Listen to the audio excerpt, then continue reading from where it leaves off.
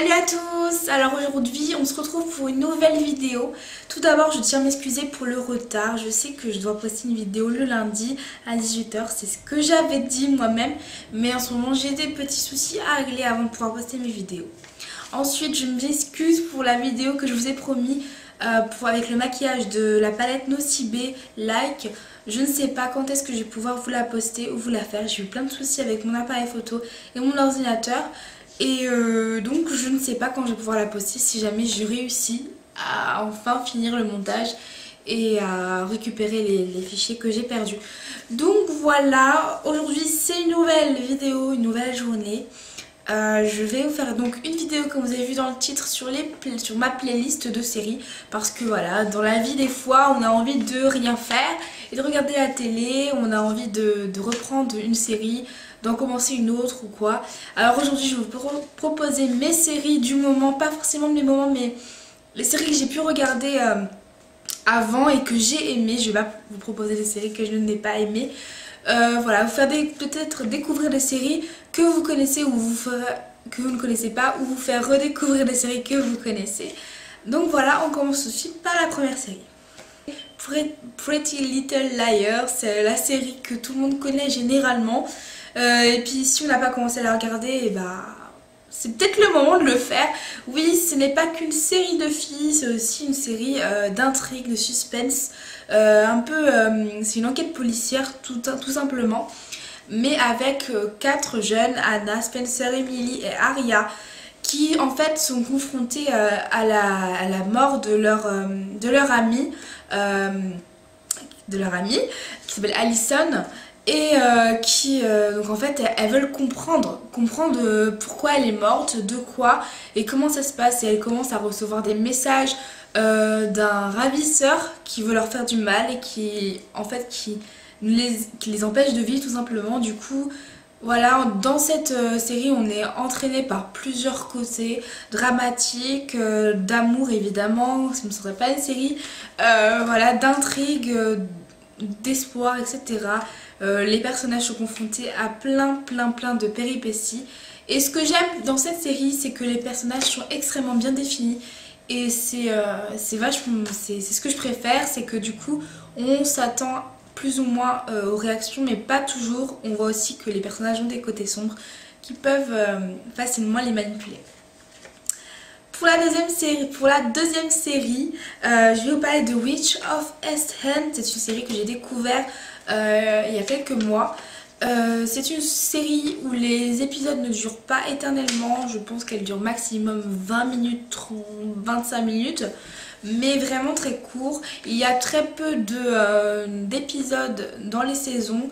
En fait c'est l'histoire donc de sorcières voilà, ils ont plusieurs histoires les sorcières. La mère est immortelle, la tante a le pouvoir de se ressusciter, et la mère des deux petites filles, puisqu'il y a 2 petites filles, tout ce qu'elle veut c'est protéger ses enfants parce que la magie apporte parfois des complications. Donc voilà, c'est tout simplement l'histoire de sorcières avec forcément un méchant qui va essayer de leur faire du mal.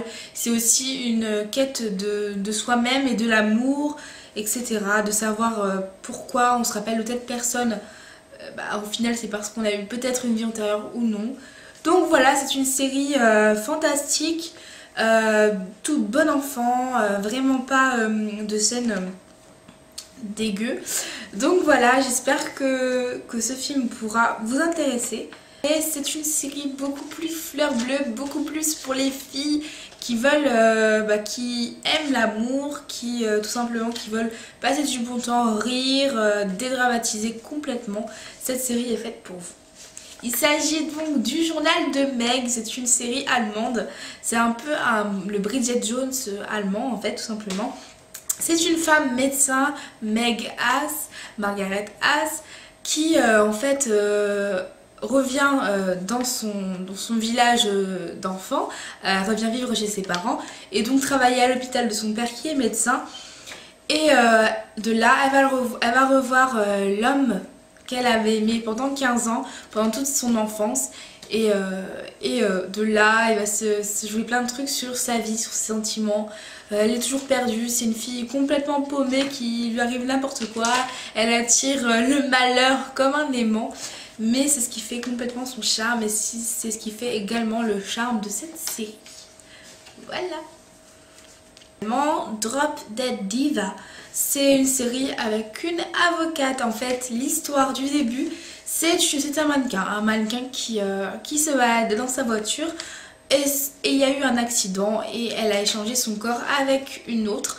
Et l'autre est complètement l'inverse d'elle physiquement, elle est plutôt ronde, elle est belle mais ronde, elle est avocate donc elle n'a pas du tout les mêmes attentes que ce qu'elle était avant. Et elle se rend compte qu'au final elle travaille dans le cabinet d'avocat de son mari, mais pas le mari de l'avocate, le mari de son ancienne vie.